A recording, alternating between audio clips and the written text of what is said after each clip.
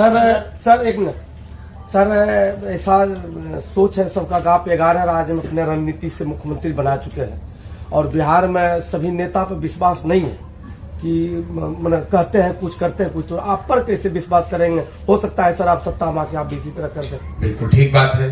अगर आप यहाँ पर हम खगड़िया में 20 दिन से हैं, कम से कम 100 सभाओं में हमने बात करी होगी।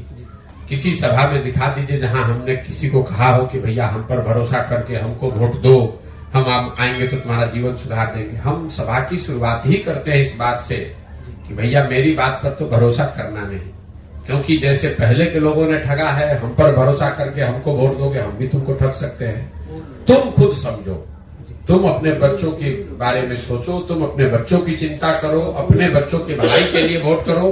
प्रशांत किशोर को जिताने के लिए, लालू जी को हराने के लिए, मोदी जी को प्रधानमंत्री बनाने के लिए, अपने जात का नेता जिताने के लिए, अपना हिंदू मुसलमान करने के लिए तो तुमने जीवन भर वोट दे दिया।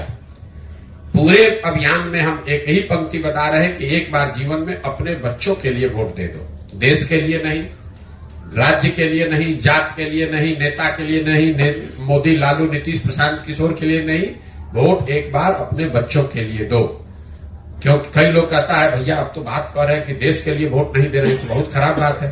बिल्कुल ठीक बात है, आपको कैमरे पर कह रहा हूं। जो लोग कहते हैं कि देश के लिए वोट दे रहे हैं, अगर आपका बच्चा अनपढ़ है, बेरोजगार है, तो देश कमजोर हो रहा है कि उससे मजबूत हो रहा है? अगर पूरा बिहार का बच्चा अनपढ़ और गरीब है, बेरोजगार है, तो उससे देश मजबूत हो रहा है कि देश कमजोर हो रहा है? देश में प्रति व्यक्ति आए हैं 1,35,000, बिहार में प्रति व्यक्ति आए हैं 34,000 रुपया। अगर बिहार में बच्चों की आमदनी बढ़ेगी, यहाँ रोजगार आएगा, तो उससे देश उससे मजबूत होगा। अगर पूरा बिहार का आदमी गरीब रह जाएगा तो उससे देश भी नीचे आएगा, क्योंकि पूरे देश की 10% आबादी बिहार की है। इसलिए हम कह रहे हैं, डंके की चोट पर कह रहे हैं कि बिहार के लोगों के लिए समय है जब देश, राज्य, विचारधारा, जाति, नेता सबको छोड़कर एक बार अपने बच्चों की चिंता कीजिए।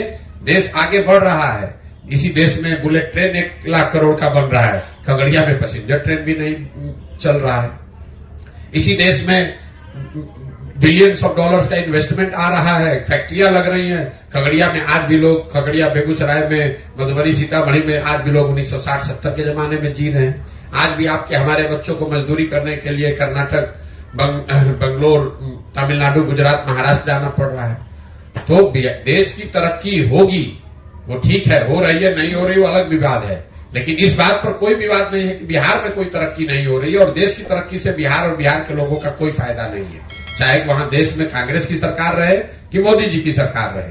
बिहार के बच्चों के लिए पढ़ाई, रोजगार न पहले था न अब है। इसलिए आपको, हमको पहले अपने बच्चों की चिंता करनी है। जो व्यक्ति अपने बच्चों की चिंता नहीं कर सकता है, वो समाज, राज्य, देश की चिंता क्या करेगा?